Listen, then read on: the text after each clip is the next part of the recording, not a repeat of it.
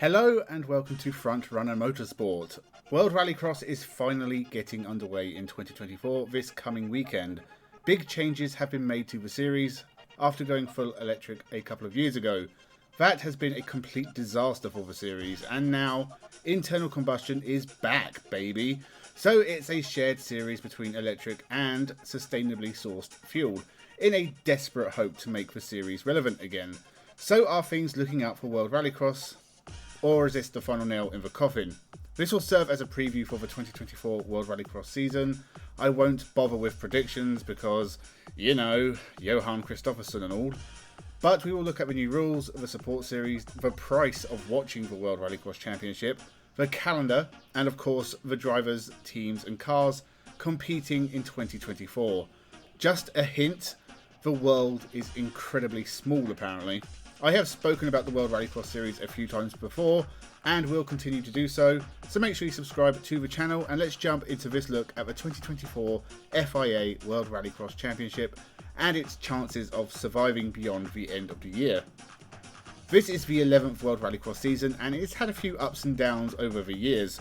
The first season was 2014 and it was a major success, a 12-round calendar with a couple outside Europe, but more importantly, a stacked field of drivers. Whilst only 4 manufacturers were represented, some rounds had nearly 40 drivers entered. Now, these weren't all world-class drivers. I don't know who Mark Scott is, but he sounds like a damn postman. It did include plenty of great drivers though, like eventual champion Petrol. The former WRC champion won the first 2 seasons, and DTM legend Matthias Ekstrom won Series 3. In 2017, Johan Kristoffersson won the championship for the first time, and again in 2018, with the series having 3 rounds outside of Europe now. It ran like this until 2020, when, for some reason, they only had 8 rounds at 4 events, all in Europe. But they still had 20 or so drivers at some rounds, and 10 manufacturers would make an appearance throughout the year. But in 2021, it all went wrong. The series promoter changed to the WRC group and the series stopped being shown for free on YouTube and instead moved to the WRC Plus paid subscription service. They also made the support category an all-electric series, as a sign of things to come, and the calendar was still a mess. Rounds outside of Europe never happened and only 9 events in total took place. In 2022, the hard times really started coming. Now an all-electric series, the cost of taking part rose, manufacturer interest dried up, and the headache of logistics for electric motorsport became the new thing. Now we had 11 rounds, all in Europe, a total of 10 drivers. Some events had as few as 8 entries, and Johan Kristoffersson won the championship yet again. Somehow 2023 was even worse. GCK turned up with some absolutely gorgeous Lancias that, I'll admit, caught my attention and gave me something to cheer in a series that had long turned grim to the eyes and ears. That was until the Lancias caught fire at Linden Hill, destroying both chassis in the process and ending GCK's season. Electric fires being quite difficult to put out, this led to cancellations, and the final couple of rounds ran under RX2E rules. Same car for everyone, and honestly, there is nothing about the 2023 season after that point really worth remembering.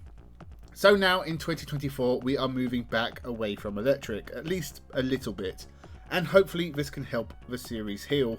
No shame in admitting electric was the wrong move and fixing it instead of ignoring it. It is a positive move. So how many petrol cars are there?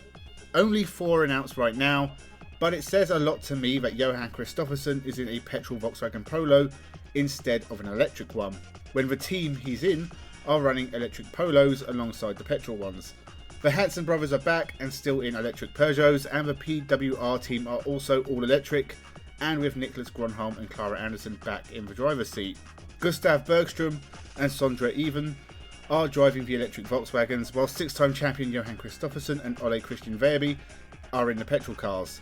The other 2 petrol cars announced for the first round, the ever-present Seat of René Munich and a Peugeot for Anthony Pelfren. These are the drivers announced so far, with Janko Vist racing a Renault in Hungary. This could change throughout the rest of 2024. The organisers have maxed the grid at 16 full-time entries, which wasn't really necessary, but the wording of that means there are spaces open for part-timers and guest appearances. If they could get some highbrow one-off appearances from the Solbergs or Matthias Ekstrom, or even someone like Fraser McConnell or Robin Larson, it would do the series a world of good. The calendar is still very small. 4 doubleheaders in Europe and a doubleheader in Australia at an as of yet unannounced venue. Still fewer rounds than the early days of the category, and it's embarrassing to be called a World Series when almost all your rounds can be done in one trip. So how do we watch for World Rallycross in 2024?